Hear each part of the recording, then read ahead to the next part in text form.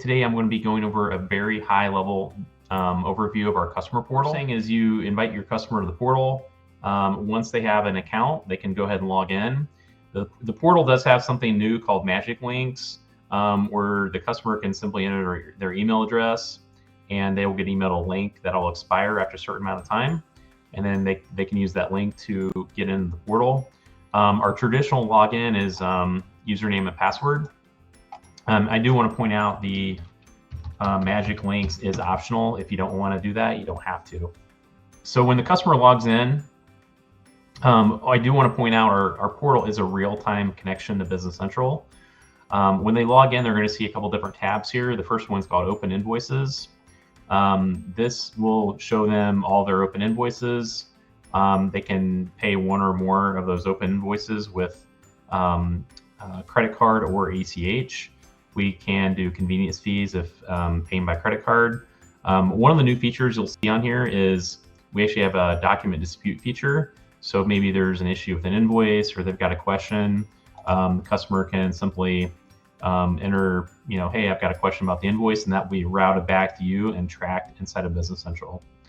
Up at the top here, you will see credit memos. This is optional. And then we have a second setting that is optional as well that gives them the ability to apply their own credit memos. Again, I want to point out displaying credit memos is optional, and giving them the ability to apply their credit memos is optional. Also, the user can hit the hyperlink and it will actually render the BC PDF for the invoice or credit memo. And that is whatever you've modified and mocked up in your system. So again, they can pay one or more invoices. Partial payments, that is a setting we have as well. You can allow partial settings or always make them do full payments. One thing that makes our portal unique, in addition to being real time, is we also show open orders. Customers can come in here and see their open orders. They can download them and make payments on them. They can see what all has been received on them. Same thing with quotes. The only difference with quotes is when one is paid. There's a setting that can automatically convert that to a sales order if paid. We can show shipments. They can, if you have tracking URLs, I'll turn on, all those URLs would show on here when things are going to be delivered. I do want to point out orders, quotes, and shipments. These tabs here are optional. You don't have to have those on. Invoice history, the customer can search by document, date, or just run everything there in the system.